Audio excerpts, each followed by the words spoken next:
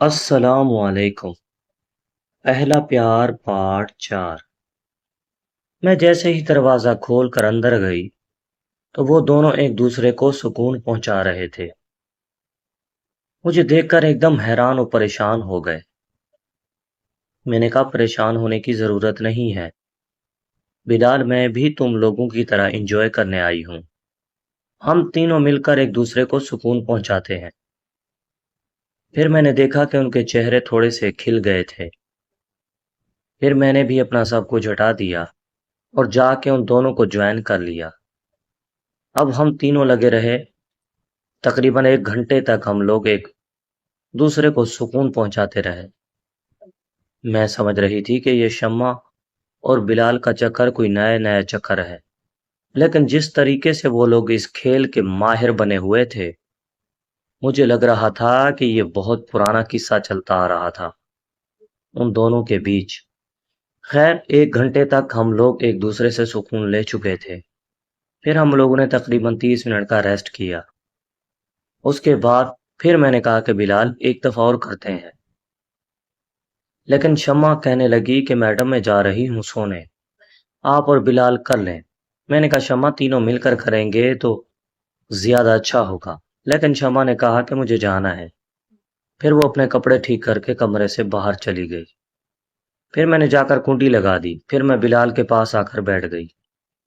میں نے کہا ہاں بلال، تم تو کہتے تھے کہ تمہارے اور شمع کے بیچ کچھ نہیں ہے، تو پھر یہ کیا ہو رہا تھا؟ تم نے مجھ سے جھوٹ بولا تھا؟ بلال خاموش تھا۔ میں نے کہا اب بولو بھی۔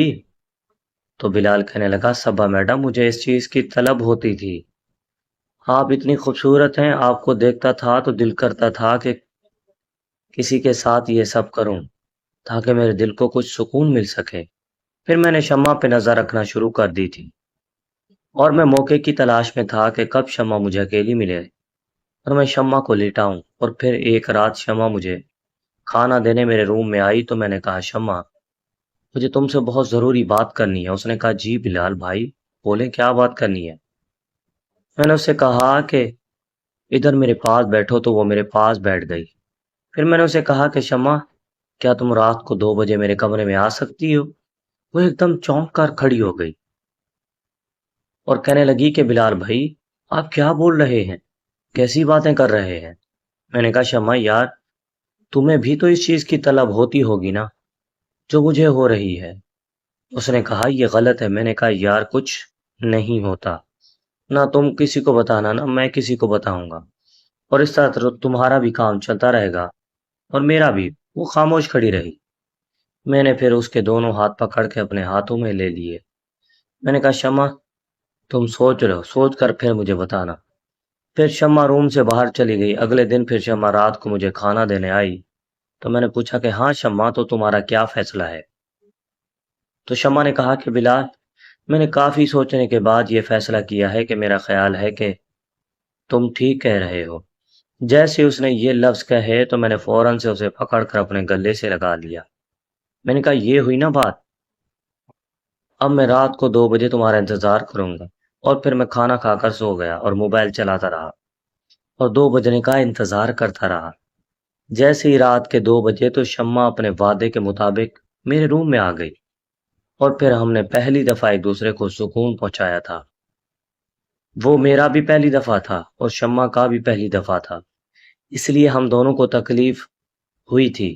تب سے ہم دونوں کا کھیل اسی طرح چل رہا تھا اور آج آپ نے ہم کو پکڑ لیا تھا۔ اگر آپ دن میں مجھے بتا دیتی کہ آپ مجھے میرے روم میں ملنے آئیں گی تو میں شاید آج شمع کو منع کر دیتا اور ہم پکڑے نہ جاتے۔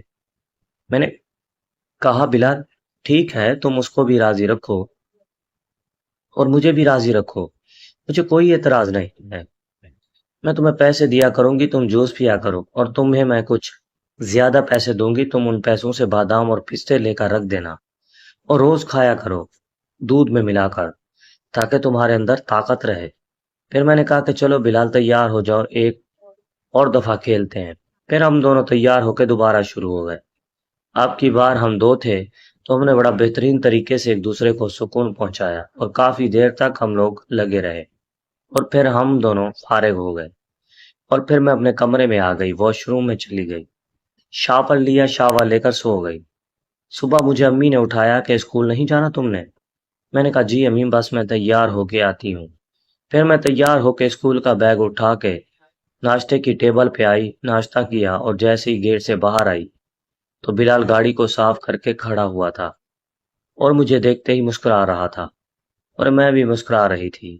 آج بلال بہت فریش نظر آ رہا تھا اور میں بھی کافی خود کو ہلکا محسوس کر رہی تھی۔